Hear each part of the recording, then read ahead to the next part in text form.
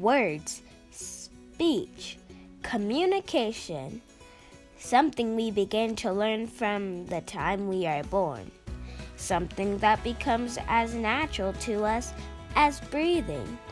We communicate with friends, with love, interests, with family, well into our golden years, something most people give a second thought about, but less than 1% of the population struggles with this basic life skill all day, every day.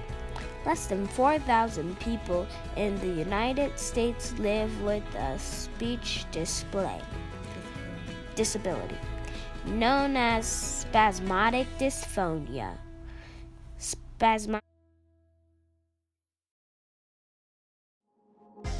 Gabrielle West, and this is my story about what it's been like living with spasmodic dysphonia.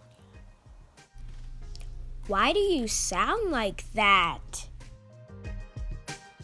Spasmodic dysphonia is a rare speech disorder that affects the vocal cords and thus affects the quality of breathing and speech. So far, there is no cure for this condition, as doctors have little information on what causes it in the first place.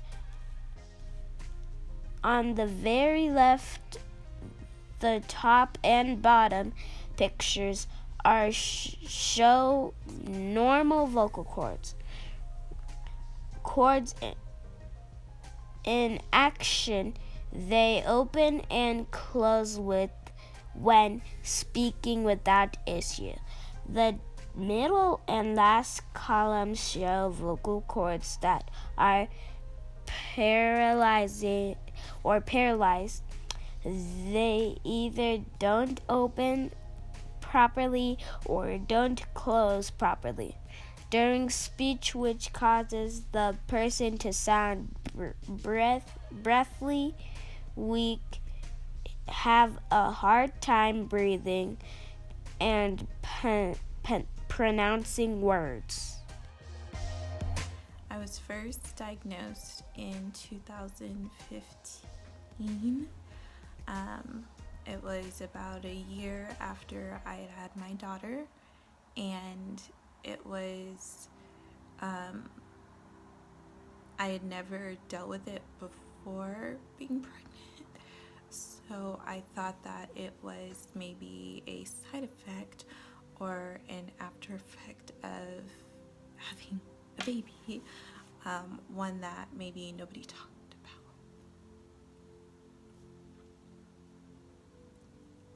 about. Before, I got diagnosed, I was still very young. I was about 25 when I got diagnosed, and in the years before that,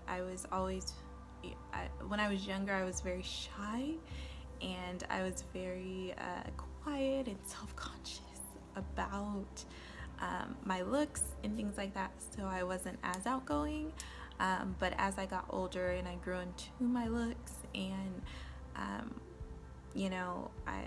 don't know, I just got older, I graduated, got my own place, all of that, I really began to find myself. Losing myself. I first began losing myself, really not long after being diagnosed. Once I was diagnosed and the doctor told me that there is no cure, I remember the next thing was he said that I would need to leave my job, and I would not be able to work in a job or career where I had to talk all day. And that was devastating. it threw me into a downward spiral of low self-esteem, depression, anxiety, and fear, and a feeling of being inadequate. To get inside, my mind. Literally every day, every moment, we interact, right? So, with this disability, my energy is spent not only figuring out what I'm gonna say, but I need to figure out how to say it using as little words as possible. And with that, I began to feel very restricted in what I was able to say, what I was able to do, and the conversations that I was involved with. I would get looks from people where they thought that I was sick, and they would, say, "What's wrong with you?" or "Why do you sound like that?" or, "Are you about to cry? Are you all right? Are you okay?" And I'm fine, physically, health-wise, there's nothing wrong with me. My body feels fine. I'm not about to cry. I just am not able to talk.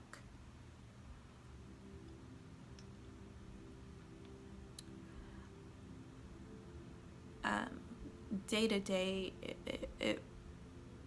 it's a day-to-day, minute battle.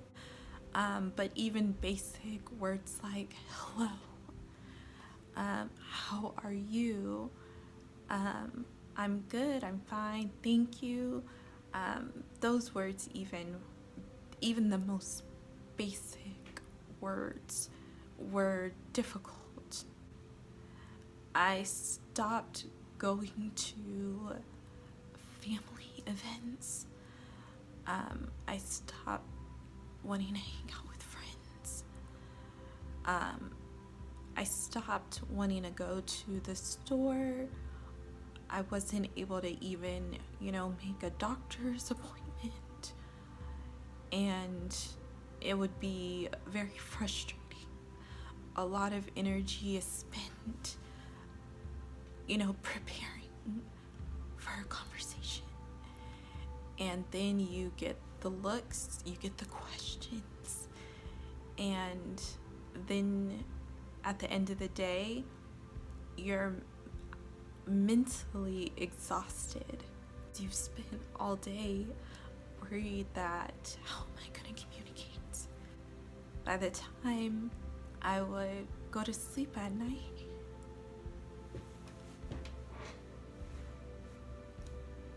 it was just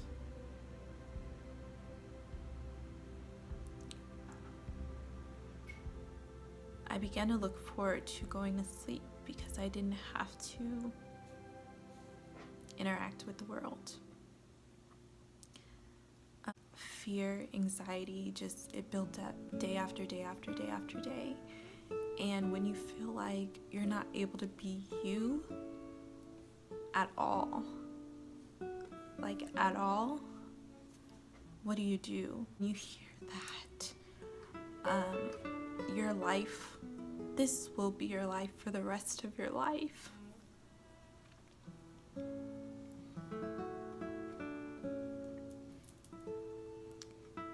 What do? You could lose your job, you could lose your house, you could lose clothes, you could lose friends, you could lose any material possession, and you always have the opportunity to get it back. But when you lose yourself, and you're being told, when you lose yourself, how do you get that back?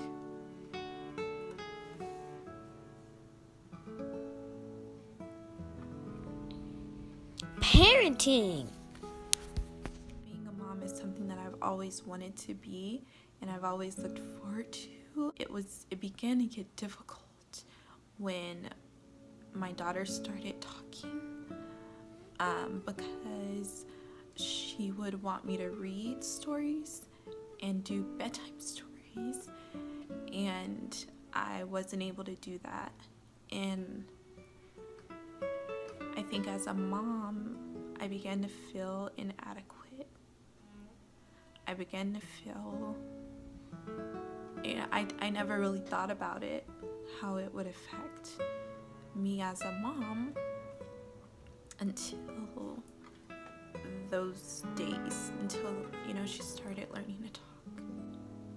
Then it was like another blow to me, to my self-esteem, because it's like, not only am I not able to have the career that I want, I'm not able to interact day to day, but I'm not able to teach my daughter the way that I feel like I could. I'm not able to do the basic things of reading a bedtime story. As she has gotten older, and she loves to talk and ask questions, and a lot of times it's not even that I don't know an answer, or I don't want to explore the answer. It's that in my mind I'm thinking, how could I give this answer without using these words, or without making it long and drawn out? If she has a question on her homework, me explaining what it is, or what the answer, how to get the answer, I find myself just getting frustrated. And a lot of times I do my best, and it takes a while, but I walk away, or again, I go to bed at night and I cry.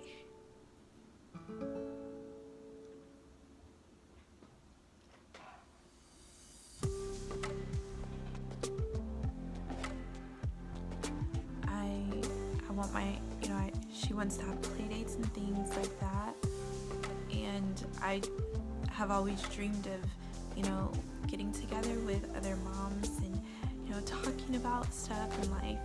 And I dread, play dates. I dread, having to sit in the room with the mom, because I know that my conversation is limited, and people can be very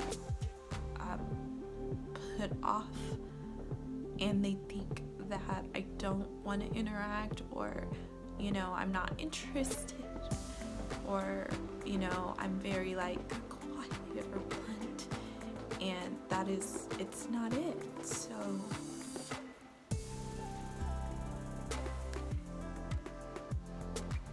yeah. Friendships.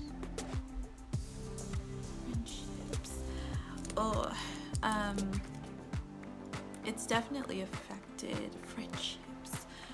It's very difficult for me to make new friends, and even with my friends now,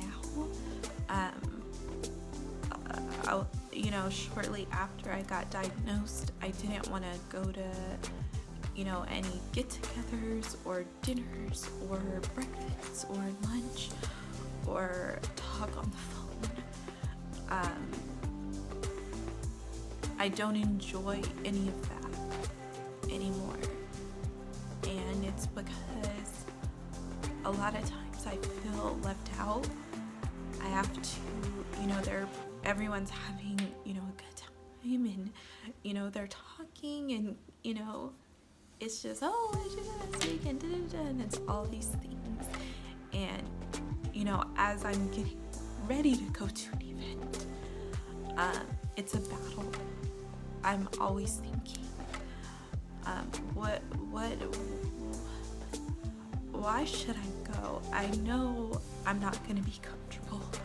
I know that I'm gonna struggle. I know I'm not gonna be able to have a decent conversation. I know that I'm gonna feel left out. I know that everyone's gonna be talking about something, and I know that I only will be able to say, oh, cool, or I agree, or I don't know, or that's fine. I can only say a certain amount of words. So I feel left out. Even when I'm around people who, sorry.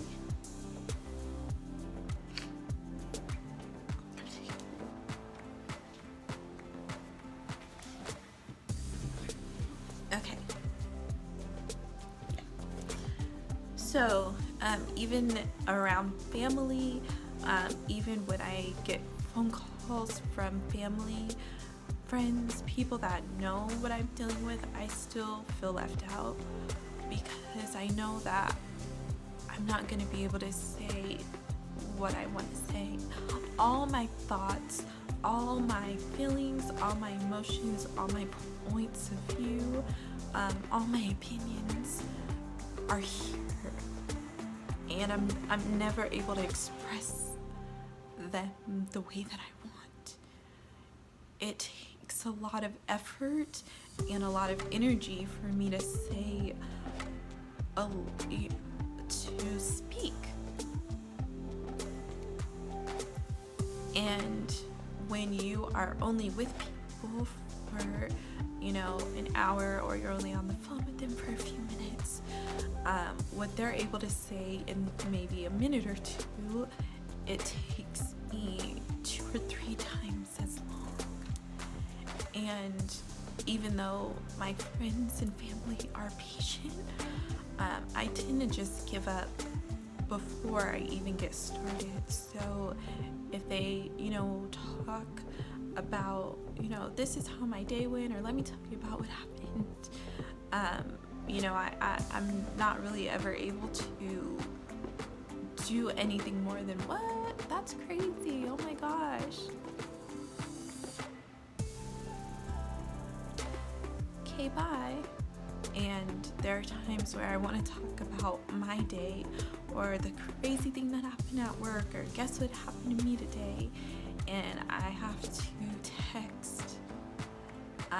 But there are times where something really crazy or really funny happens, and I think about calling, but I stop because I'm reminded of I'm reminded of this. It makes me not want to be around anyone really, and my enthusiasm has died. Even in moments where it seems like, everything is good, or it was a great conversation, I usually walk away or leave it feeling awful because there's a lot that I wanted to say that I wasn't able to.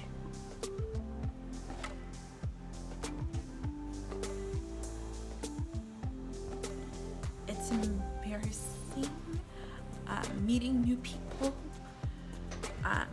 I don't like to do that. Dating. Blah. I do have a funny story about dating. He thought I was a catfish. And that's funny because I never thought of me as a catfish, but I watched the show. Since season 1, I watched the show. So obviously, the signs of they don't want to talk on the phone. They don't want to video chat. They don't want to send videos, pictures, all of that. So I tried online dating, And this was about a year, I think, after, maybe a year or two after I got diagnosed. And I met this guy online, and he, really good looking, checked all the boxes, all of that. But I'm dealing with this. So I didn't want to video chat. I think we talked on the phone maybe 2 or 3 times. And then when we met up, I remember he said, "I'm so glad you're you." He was like, "I thought you were a catfish." And I said, "What? Why did you think I was a catfish?" And he said, "Well, you didn't want to talk on the phone, and you didn't want to ever video chat, and he was like, I thought that was weird. I watched the show." So I was like, "Oh, fair enough."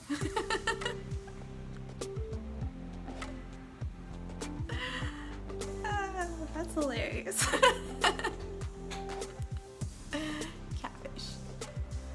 So if I ever do online dating again, I don't know what's the disclosure. Like, I'm not a catfish. This is what's going on. I should send this video, and then that will explain it, right?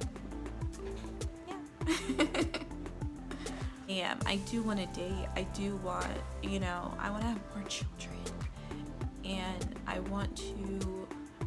do want to date. But I don't know how I am able to build a deep connection with anyone if I don't even have that deep connection with myself. Turning point. Last year, I decided to get my real estate license. I had a moment where I didn't want to let it get me down. I wanted to do my best to change my life. And I had always been interested in real estate, and I had suffered many years with depression and feeling excluded. And I was fed up, and I didn't want to have to be restricted in my income anymore. And I decided to get into real estate. And I think that was a big mistake, because agents are not very nice or understanding. And they didn't want to work with me.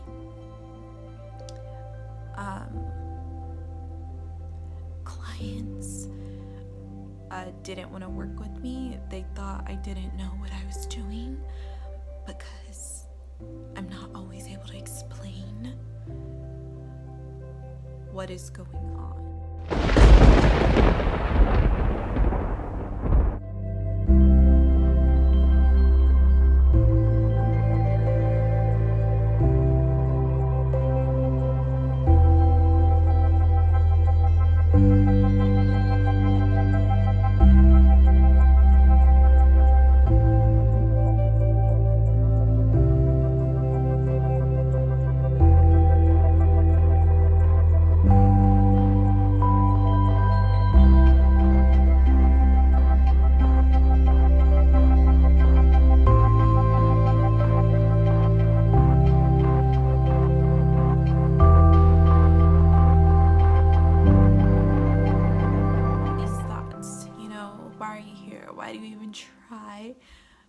Nobody's going to understand you. Nobody's going to respect you. People are going to think you're dumb, or they think you're dumb, or why are people are always going to look at you weird. You're always going to have to deal with this. You're never going to be able to be a realtor. You're never going to be successful. Why do you even try?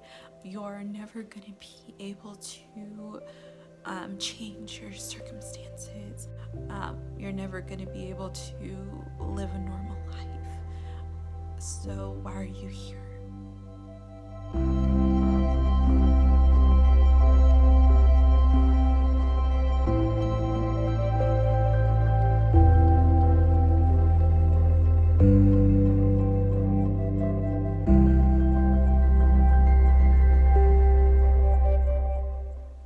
What is there to look forward to?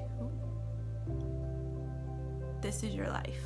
This is what you're gonna have to deal with every single day. So why try?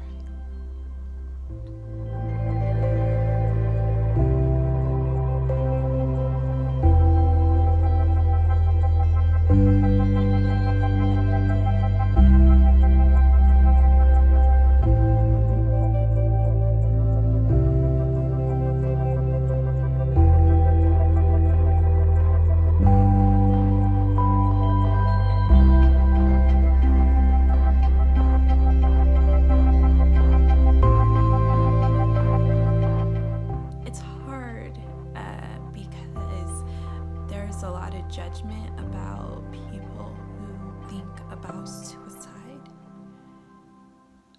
A lot of people think it's selfish, and they get angry or upset if you mention those words, or they think that you are just wanting attention.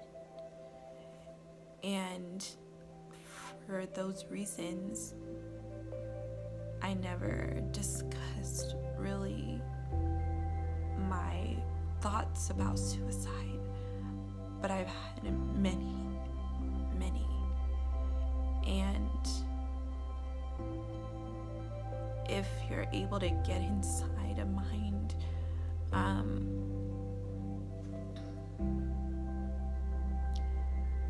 my body had become a prison. My mind was a battlefield.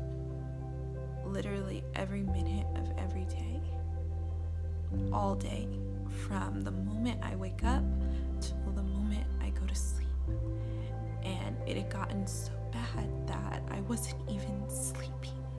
And the only thoughts really were negative. And they were about struggling, constantly feeling defeated.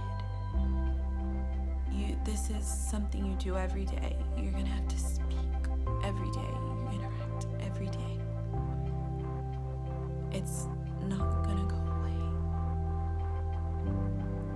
On that morning, I woke up, I got my daughter ready for school, but I knew that would be it. Like, I wasn't planning on living beyond that day.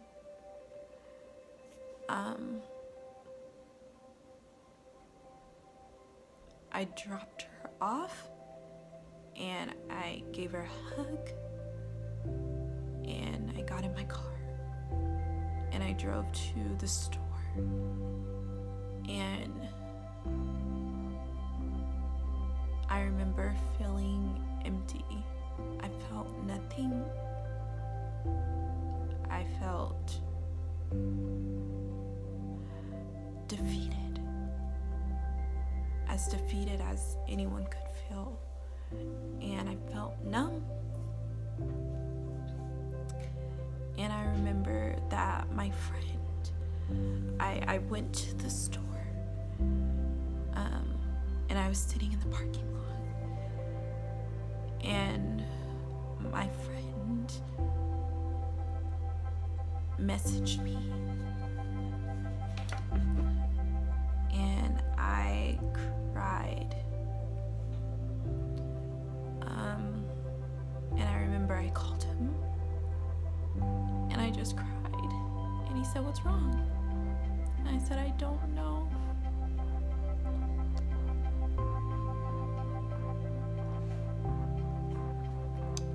I said, "I feel like it's never gonna be over. I'm never gonna feel normal. I'm never gonna feel like myself. I'm never gonna get myself back."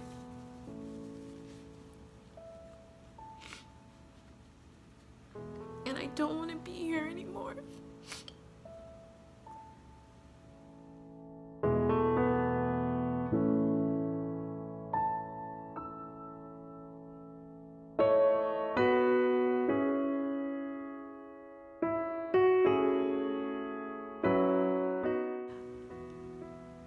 my faith had died. I had no faith. I had no faith in God. I had no faith in myself. I had no faith in my future. And all my hope was lost. But I had a daughter, and although in that moment I felt like she would be far better off without me, my mind would never be well enough to be the mom that she needs. I don't know. I can't pray for myself. But maybe someone else will save me. Maybe when I decide to do it.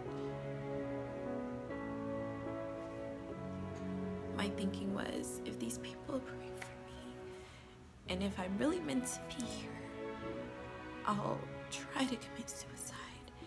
And either it won't work, or someone will find me, or I don't know, there will be a divine intervention. A glimmer of hope. Responded, and she asked if I wanted to come over.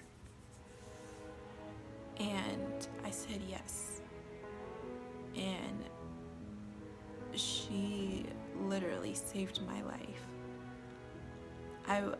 The store that I had driven to was 5 minutes away from where she lived. And I said yes. And I went over and I walked in and I just let everything out. And I remember the very first thing that she said was, "I've been preparing for this conversation. God has been preparing me for this conversation."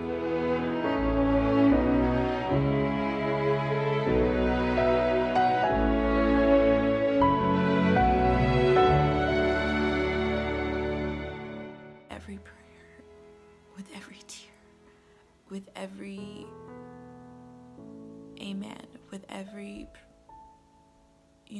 with every prayer, I began to feel like a weight was being lifted. I felt a little bit of hope. It wasn't much, but I felt hope.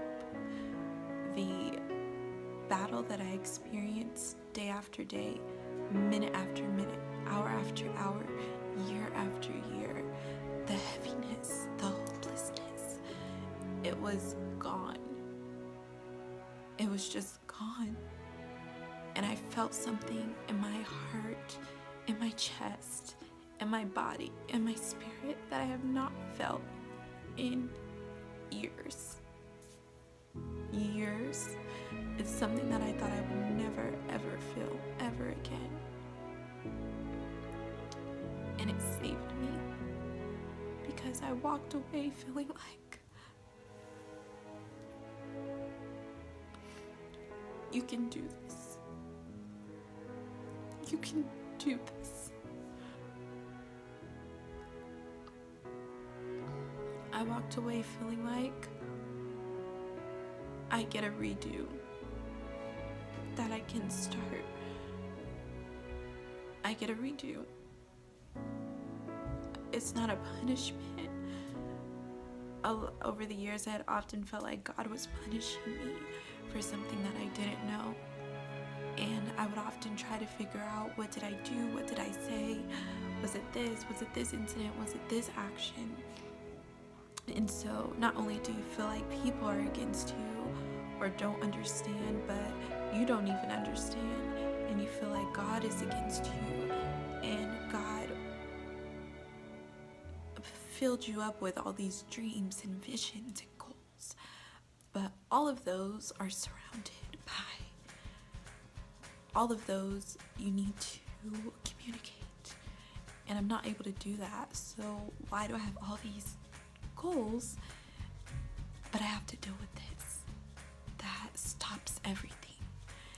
And for the first time in years, I walked away feeling like God is not punishing me. God is using me to help someone else. Right now in this day, I feel very hopeful. I know that I have a lot of progress, and I know that I've got a long road. But I don't wake up in the morning feeling hopeful or hopeless. I wake up in the morning, I don't want anyone to think that it was just like that and it's all good and it's butterflies and roses. It's not. The difference is hope, faith. At the end of the day, if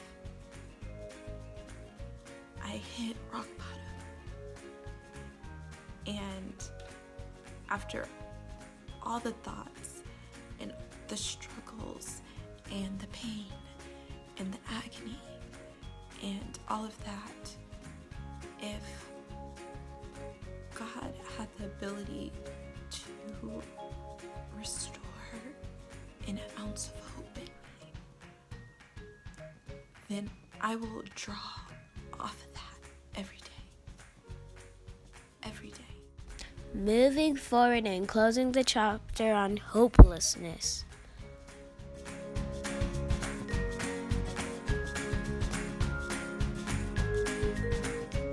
I applied to Rocky Mountain College of Art and Design to begin pursuing my fashion degree. Yay!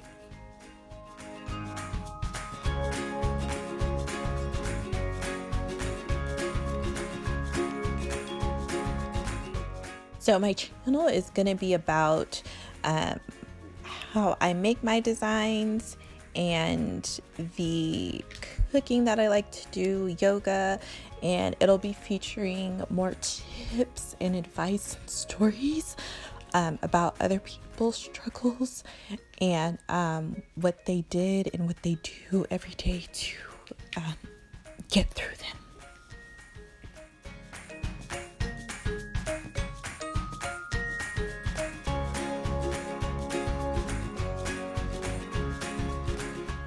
If you are struggling with anything, remember, be kind to yourself.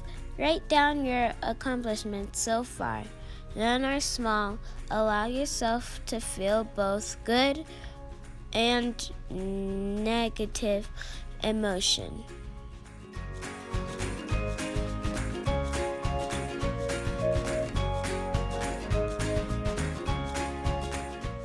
Also remember, take time to process and respond rather than react. Understand it takes time to grow. Give yourself grace.